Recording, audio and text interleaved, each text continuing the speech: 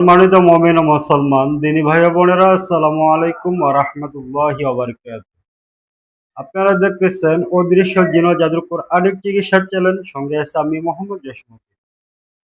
সম্মানিত বন্ধুগণ, আমার আজকে আপনাদের মাঝখানে যে বিষয়টা নিয়ে কথা বলবো, যে রুহানিয়াত শক্তি আপনারা কিভাবে বৃদ্ধি করবেন এবং কি আমল করলে সব থেকে বেশি রুহানি শক্তি বৃদ্ধি হয়, এবং কি এই আমল করলে আপনার অন্তঃচক্ষু ইনশাআল্লাহ খুলে যাবে। তো হযরতগণ, পুরো ভিডিওটা না টেনে দেখবেন, কারণ ভিডিওটির মধ্যে আমরা অনেক গুরুত্বপূর্ণ বিষয় নিয়ে কথা বলবো ইনশাআল্লাহ। এই আমলটা যে কেউ যদি করে, তার রুহানিয়াত 1000 মানে অনেক গুণ বৃদ্ধি হবে ইনশাআল্লাহ। তো যাই হোক, আমরা যারা মুতাব্বির লাইনে আসছি, যারা আমরা রুহানিয়াত জগতে আমরা কাজ করে থাকি, অবশ্যই আমাদের রুহানি শক্তি অবশ্যই বৃদ্ধি করতে হবে। যার কারণে গুরুত্বপূর্ণ কিছু আমল আছে, এই আমলগুলো করলে রুহানিয়াত অনেক বৃদ্ধি হয়। তো বন্ধুগণ আমার, সর্বপ্রথম আমাদের যে কাজটা করতে হবে, এই আমলটা আপনারা যে কোনো সময় থেকে আপনারা করতে পারেন, কোনো সমস্যা নেই। তো এই আমল করতে গেলে অবশ্যই আপনারা একটু ধৈর্য সহকারে সময় নিয়ে আমলটা করবেন। কারণ আমল, বন্ধুগণ আমার, যে কোনো আমল যদি আপনারা একটাই করেন, একটা আমলে আপনার জন্য যথেষ্ট। 10টা আমল না করে একটা আমল করেন, সময় নিয়ে করেন, এখলাসের সহিত আমলগুলো করার চেষ্টা করেন, ইনশাল্লাহ একটা আমলে আপনার জন্য যথেষ্ট হয়ে যাবে। তো যাই হোক বন্ধুগণ আমার, যখন আপনারা আমল করবেন, মূল আলোচনার যাওয়ার আগে একটা কথা বললেই না। আপনারা যারা আজকে আমরা নতুন সদস্য, আপনারা আমাদের ভিডিওটা দেখতেছেন, অবশ্যই আমাদের চ্যানেলটি সাবস্ক্রাইব করে পাশে থাকবেন।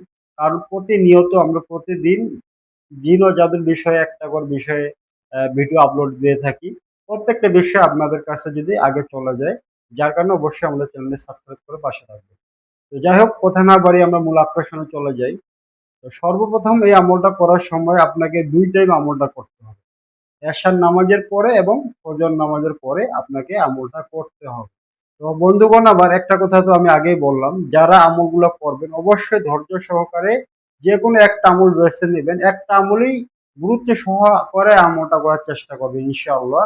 তাহলে সে আমলের যে বরকত, আমলের যে ফজিলত, হ্যাঁ, প্রত্যেকটা জিনিসই আপনারা সঠিকভাবে পাবেন। তো বন্ধুগণ আমার, যখন আমলটা আপনারা শুরু করবেন, মুরাকাবার সহিত আমলটা করার চেষ্টা করবেন। এশার নামাজের পরে যে কোনো এক জায়গায় বসে মুরাকাবার সহিত আমলটা করার চেষ্টা করবেন। সর্বপ্রথম আপনাকে যেভাবে আমলটা করতে হবে, 100 বার দরুদ শরীফ পাঠ করতে হবে। 100 বার দরুদ শরীফ পাঠ করতে হবে, সেটা যে কোনো দরুদ শরীফ আপনি পড়তে পারেন, কোনো সমস্যা নেই।